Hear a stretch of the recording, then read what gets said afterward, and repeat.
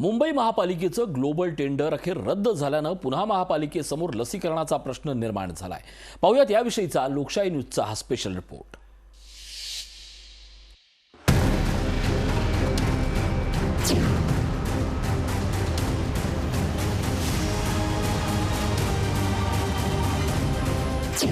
मुंबई महापालिकेचं global tender रद्द, एकही कंपनी पात्र ठरली नाही। महापालिकेच्या लसीकरण मोहिमेला ब्रेक। कोरोना लसीकरणाचा वेग वाढवण्यासाठी मुंबई महापालिकेनं ग्लोबल टेंडर काढलं होतं, मात्र या निविदा प्रक्रियेत भाग घेतलेल्या 9 कंपन्यांपैकी एकही कंपनी पात्र न ठरल्यानं ती रद्द करण्यात आली। त्यामुळे महापालिकेच्या लसीकरण मोहिमेला ब्रेक बसला। मुंबई महापालिकेनं काही दिवसांपूर्वी कोरोना लसीकरणासाठी ग्लोबल टेंडर काढलं होतं। या टेंडरद्वारे 1 कोटी डोसची मागणी करण्यात आली होती। विशेष म्हणजे कोरोना लसीकरणासाठी ग्लोबल टेंडर काढणारी मुंबई ही देशातली पहिली महापालिका ठरली होती, मात्र या टेंडरला ब्रेक लागलाय।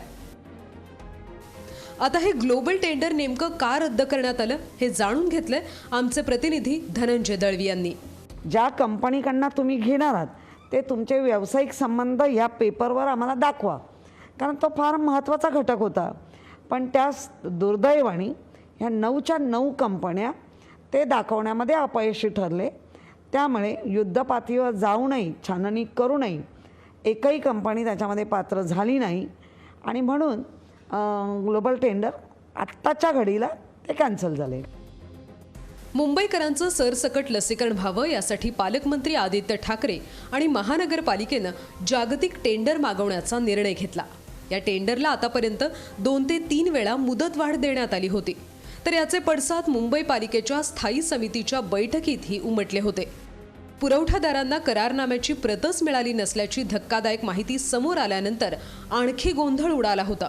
तर दुसरीकडे मनसेचे सरचिटणीस संदीप देशपांडेंनी मुंबई महापालिकेवर टीका केली होती। एकीकडे ग्लोबल टेंडरबाबत चालढकल होत असताना मुंबईत लसीचा तुटवडा पाहायला मिळतोय। याचे थेट पडसाद मुंबईच्या लसीकरणावर उमटतायत। मुंबईत 344 लसीकरण केंद्र उघडण्यात आली आहेत। आतापर्यंत 33,74,261 लसीकरण। लस नसल्यानं अनेक लसीकरण केंद्र बंद। मुंबई महापालिकेचं ग्लोबल टेंडर रद्द झालंय, यामुळे मुंबईकरांच्या लसीकरणाचा प्रश्न उभा राहिलाय। आता पालिका यावर काय मार्ग काढते हे पाहणं महत्त्वाचं ठरेल। निवृत्ती बाबर, लोकशाही न्यूज, मुंबई।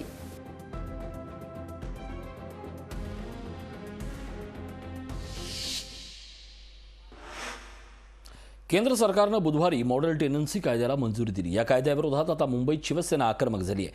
केंद्र सरकारचा हा कायदा जाचक असून मुंबईतील भाडेकरूंना याचा सर्वाधिक फटका बसणार असल्याचा आरोप शिवसेनेनं केला। शिवसेनेनं या कायद्याच्या विरोधात सायन प्रतीक्षानगर येथे म्हाडा बिल वसुली कार्यालयासमोर आंदोलन केलं। नगरसेवक रामदास कांबळे आणि विभाग प्रमुख मंगेश सातमकर यांच्या नेतृत्वाखाली करण्यात आलेल्या या आंदोलनात प्रतीक्षानगर येथील भाडेकरूंनी सरकारच्या या नव्या कायद्याचा निषेध व्यक्त केला आहे। मुंबई शहरामध्ये जवळजवळ इमारतींचे त्या सत्तेत आल्यापासून आपल्या गोरगरीब जनतेला आणि मराठी माणसाला इथून मुंबईपासून हद्दपार करण्याचा हा प्रयत्न करत आहे। हा भाडेकरू कायदा आपल्या सर्वांना माहीत आहे की हा कायदा जे मुंबईमध्ये जे अनेक पिढ्या त्याच्या गेल्या आहेत त्या ठिकाणी त्यांना 50 रुपये 100 रुपये भाडे, त्यांना आता बाजारभावाप्रमाणे 15,000 20,000 भाडे होईल आणि आपल्या गोरगरीब जनता गेल्या अनेक पिढ्या ते राहतात, त्यांना एवढं भाडं परवडणार नाही आणि वास्तविक पाहता ऑटोमॅटिक हे मुंबईच्या बाहेर पडतील आणि हे जो प्लॅन चालला ठराविक धनदाडग्या लोकांसाठी, ठराविक लोकांसाठी हा कायदा बनवला गेला आहे आणि हा मराठी माणसाच्या मुळावर आणणारा कायदा आहे। आदर्श भाडेकरू कायद्याविरोधात बोरिवलीच्या संजय गांधी नॅशनल पार्कच्या समोरही आंदोलन करण्यात आलं। यावेळी आमदार विलास पोतनीस यांच्या नेतृत्वाखाली मोदी सरकारच्या विरोधात जोरदार घोषणाबाजी करण्यात आली।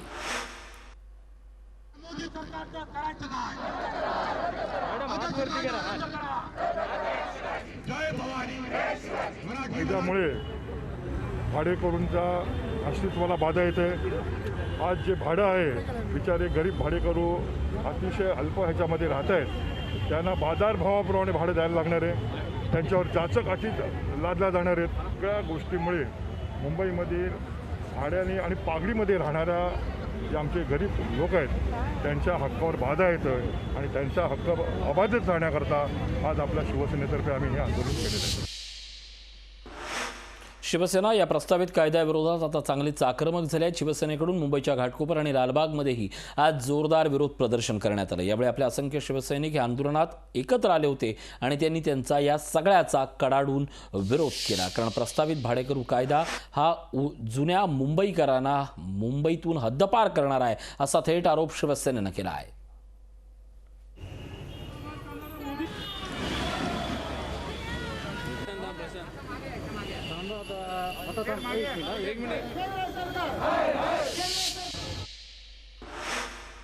पर्यावरण दिनाचं औचित्य साधून मुंबई महापालिकेनं वृक्षारोपणाचा कार्यक्रम हाती घेतला. यावेळी झाडांची कत्तल करणाऱ्या आणि पर्यावरण प्रेमींना अटक करणाऱ्या अधिकाऱ्यांकडूनच वृक्षारोपण करण्यात आलं. या अधिकाऱ्यांना बोलवून चूक सुधारण्याची संधी दिली गेली आहे की काय अशी चर्चा आता रंगू लागली आहे. पाहूयात याविषयीचा स्पेशल रिपोर्ट.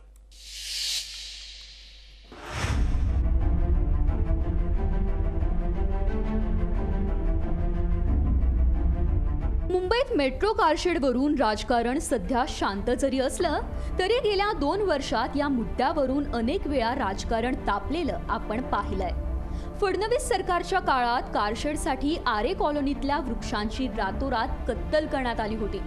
त्यावेळी MMRDAच्या आयुक्त असलेल्या अश्विनी भिडे टीकेच्या धनी झाल्या होत्या. वृक्षतोडीला विरोध करणाऱ्या अनेक पर्यावरण प्रेमींवर अटकेची कारवाईही करण्यात आली होती. ठाकरे सरकार आल्यानंतर त्यांची बदली महापालिकेत अतिरिक्त आयुक्त म्हणून करण्यात आली. पर्यावरण दिनानिमित्त महापौरांच्या शासकीय निवासस्थानी त्या आल्या होत्या. तेव्हा महापालिकेकडून मुंबईत लाखो झाडे लावण्याचा संकल्प राबवला जात असल्याची घोषणा खुद्द अश्विनी भिडे यांनी केली. मियावाकी प्लांटेशनचा मोठा कार्यक्रम हाती घेतला आहे. 3,75,000 झाडं लावण्याचं आपलं लक्ष आहे. त्यापैकी मागच्या वर्षीपर्यंत आपण 2.25 लाख झाडं लावली आणि आता नव्याने अजून झाडं यावर्षी लावली जातील. मुंबईच्या परिसरात 29 लाख झाडं आहेत. यावर्षी अधिक झाडं लावण्याचा संकल्प हाती घेतलाय. मात्र त्यावेळी त्यांना मेट्रो कारशेडसाठी आरेतील झाडांची झालेल्या वृक्षतोडीबद्दल प्रश्न विचारला असता त्यांनी काय उत्तर दिलं ते ऐका. आरेमध्ये मेट्रो कारशेडच्या निमित्ताने झाडांची कत्तल झाली होती. बऱ्याच झाडांची इथे 3,500 काय सांगाल त्याबद्दल? त्याबद्दल आत्ता मला काहीच बोलायचं नाही. जो विषय मेट्रो कॉर्पोरेशनचा आहे तुम्ही त्यांना प्रश्न विचारा. ज्यांनी रात्रीच्या काळोखाचा फायदा घेत हजारो झाडांवर कुऱ्हाड चढवली तेच अधिकारी आता लाखो झाडं लावण्याचा संकल्प करतात. तौक्ते चक्रीवादळात अनेक झाडं उन्मळून पडली. यासोबतच मेट्रोच्या कामादरम्यान तोडण्यात आलेल्या झाडांचं आणि MMRDAच्या कामादरम्यान तोडलेल्या झाडांचं पुनर्वसन केलं जाईल असं महापौर किशोरी पेडणेकर यांनी म्हणताच अश्विनी भिडे यांनी मात्र कार्यक्रमातून काढता पाय घेतला. जिथे जिथे संधी आहे झाडं लावण्याची, कारण आता मेट्रो, मोनो, MMRDA वगैरे ह्या सगळ्यांचा तो सहभाग आहे, त्यामुळे पुनर्वसन नक्की मिळणार. मुंबईतील हिरवळ काँक्रिटीकरणाच्या आवडीने लयाला जाते. एकीकडे जी झाडं होती ती झाडं तोडण्याचा घाट घातला गेला आणि आता ज्यांच्या आदेशानं झाडं तोडली त्यांच्याच घोषणेने मुंबईत लाखो झाडे लावण्याचा संकल्प केला जातोय. यापेक्षा विरोधाभास तो काय? निवृत्ती बाबर, लोकशाही न्यूज, मुंबई. लसीकरणाच्या निमित्तानं मुंबई महापालिकेच्या पुढील वर्षी होऊ घातलेल्या निवडणुकीचा प्रचार आतापासूनच सुरू झालाय. लसी उपलब्ध आहेत का याची खातरजमा करण्याऐवजी लसीकरण केंद्राचे उद्घाटन सोहळे, फलकबाजी आणि श्रेय घेण्यासाठी नेत्यांची धडपड सुरू झाली आहे. पालिकेच्या खर्चानं लसीकरण होत असताना लोकप्रतिनिधींकडून मात्र अशी जाहिरातबाजी होऊ लागल्याबद्दल महापालिका आयुक्त इक्बाल सिंग चहल यांनी नाराजी व्यक्त केली आहे. तर लसीकरण केंद्राच्या बाहेर जाहिरातबाजी दिसल्यास कारवाई करण्यात येईल असे थेट आदेशही दिले. पाहूयात नेमकं काय घडतंय. Special report.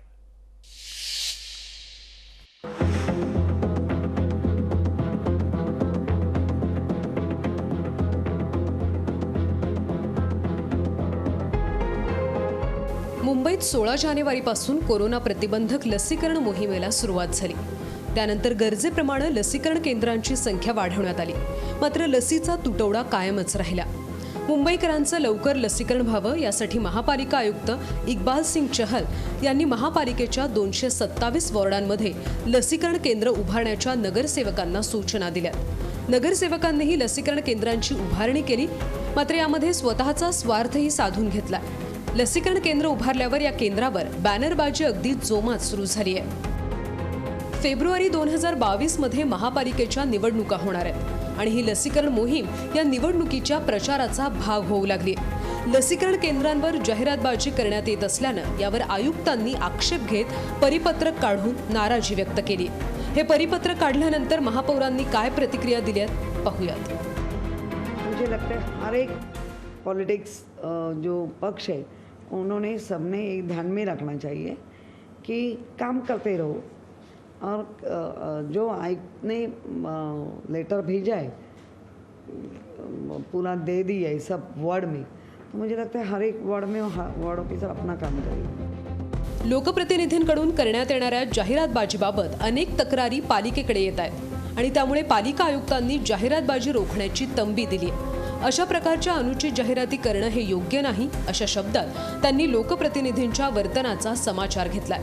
तर दुसरीकडे आयुक्तांनी जाहिरातबाजीवरून काढलेलं परिपत्रक म्हणजे उशिरा सुचलेलं शहाणपण आहे अशी टीका मनसेने केली आहे। वॉर्ड ऑफिसर नुसते त्या तक्रारीवर ढिंब बसून राहिले, परंतु जनतेचा आक्रोश पाहता सोशल माध्यमातनं मला वाटतं हे उशिरा सुचलेलं शहाणपण आहे महानगरपालिकेचं। मुंबईत एकीकडे लसीकरण केंद्र उभारली जात असताना हीच लसीकरण केंद्र लशींच्या तुटवड्याअभावी ओस पडतात, परंतु स्थानिक लोकप्रतिनिधी मात्र लशींबाबत नियोजन आणि उपाययोजना करण्यापेक्षा जाहिरातबाजीतच व्यस्त असल्याचं चित्र सध्या मुंबईत दिसतंय। निवृत्ती बाबर, लोकशाही न्यूज, मुंबई। मुंबईसह अनेक ठिकाणी रेल्वे स्थानकावर आतापर्यंत कित्येक वेळा अपघाताच्या घटना घडल्या आहेत, तरी देखील नागरिक त्याकडे दुर्लक्ष करतात आणि रेल्वेत चढताना किंवा उतरताना किंवा स्थानक परिसरात योग्य ती खबरदारी घेत नसल्याचं दिसतं। असाच एक प्रकार मुंबईतील डॉकयार्ड रेल्वे स्थानकात घडल्याचं समोर आलंय। या घटनेचा व्हिडिओ आता समोर आला असून यावेळी पोलिसांनी खबरदारी दाखवत एका व्यक्तीचे प्राण वाचवलेत। एक व्यक्ती स्थानकामध्ये रेल्वे सुटण्याच्या वेळी नेमकं दरवाजातून आत जाण्याचा प्रयत्न करत होती, मात्र त्यावेळी रेल्वे सुरू झाल्याने त्याचा तोल गेला आणि ते गाडीतून खाली पडले। हा सगळा प्रकार फलाट क्रमांक 1 वर घडला। त्या फलाटावर तैनात असलेल्या GRPF सुरक्षा रक्षकांनी त्यांना पकडून आणि रेल्वे खाली जाण्यापासून वाचवलं। ही सगळी घटना रेल्वे स्थानकातील फलाटावर लावलेल्या CCTV कॅमेऱ्यात कैद झाली आहे। या व्यक्तीचं नाव साजिद शेख असं सांगण्यात येत आहे आणि ते वयोवृद्ध आहेत।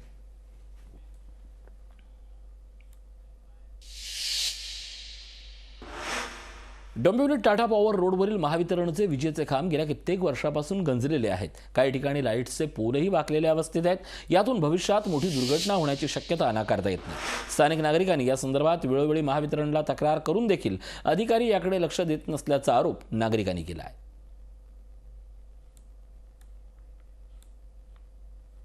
या लाईनीत जवळजवळ 3 ते 4 पोल हे अशा अवस्थेत आहेत की कुठच्याही क्षणी खाली पडू शकतात।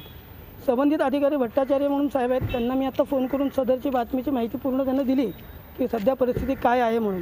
त्यांनी मला सांगितले की मी थोड्याच वेळात तिथे आमचे लोक पोहोचतील आणि योग्य ते त्याची देखभाल करतील, पण अजूनपर्यंत मी इथे थांबून मला अर्धा ते पाऊण तास झाला, अजूनपर्यंत एकही MSCBचा अधिकारी इथे आलेला नाही।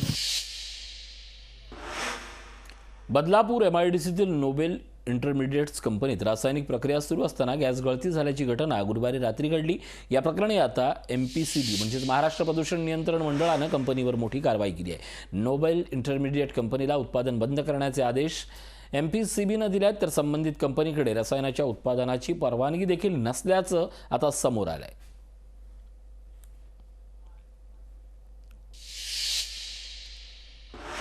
राज्य सरकारनं पदोन्नती आरक्षण रद्द केल्यानं मीरा भाईंदर शहरात RPIनं आंदोलन केलं। यावेळी महाविकास आघाडी सरकारविरोधात जोरदार घोषणा देण्यात आल्या। यावेळी आंदोलकांना पोलिसांनी ताब्यात घेतलं। मागासवर्गाचे जे आरक्षण न्यायालयानं सांगितल्यानंतर ही महाआघाडीने ठाकरे सरकारने जे रद्द केलं त्याच्या विरोधात मीरा भाईंदरमध्ये नव्हे तर पूर्ण महाराष्ट्रामध्ये हे आंदोलन श्री रामदासजी आठवले साहेब यांच्या आदेशामुळे सर्व जागी आंदोलन चालू आहे आणि हे आरक्षण लवकरात लवकर त्यांनी जो निर्णय घेतला तो मागे नाही घेतला आणि आरक्षण रद्द केलं आहे ते चालू नाही केलं तर पूर्ण महाराष्ट्रात नाही तर पूर्ण मीरा भाईंदरमध्ये पूर्ण रस्ता जाम करण्यात येईल. जे पदोन्नती आरक्षण आहे हे आजपासूनचं नाही आहे, हे 1955 पासूनचं आरक्षण आहे. अचानक गव्हर्नमेंटला किंवा ह्या तिघाडी सरकारला कुठून जाग आली आणि मग हे जे काही ह्यांनी डिसिजन घेतलं की हे आरक्षण बंद करायचं, हे का डिसिजन घेतलेलं आहे ह्याचा अद्याप उत्तर नाही आहे. राज्य सरकारकडून 6 जून हा दिवस शिवस्वराज्य दिन म्हणून साजरा करावा असे आदेश जारी करण्यात आले आहेत. 6 जूनला सर्व शासकीय कार्यालयावर भगवा झेंडा फडकवावा असं आदेशात म्हटलंय. त्याला ज्येष्ठ वकील गुणरत्न सदावर्तेंनी आक्षेप घेतलाय. भगवा झेंडा फडकवणं हे संविधानाला धरून नाही. शासकीय कार्यालयावर तिरंग्याच्या व्यतिरिक्त इतर कोणत्याही रंगाचा ध्वज फडकवणं अयोग्य असल्याचं आता सदावर्तेंनी म्हटलंय. शिवराज अभिषेक दिन 6 जून 2021 रोजी भगवा हे छत्रपती झाले. शिवाजी महाराज काय झाले? छत्रपती झाले. मुंबईतल्या नालेसफाईवरून सत्ताधारी शिवसेना विरुद्ध काँग्रेस असा संघर्ष रंगताना दिसतोय. महापौरांनी शहर आणि पश्चिम उपनगरातल्या नालेसफाईची पाहणी केल्यानंतर कामावर समाधान व्यक्त केलंय. दुसरीकडे भाजपनं नालेसफाईवरून शिवसेनेला घेरलेलं असताना आता काँग्रेसही या मुद्द्यावरून आक्रमक होताना दिसतंय. त्यामुळे यंदाही पावसाळ्याच्या आधी नालेसफाईवरून राजकारण पेटलंय. पाहूयात हा स्पेशल रिपोर्ट.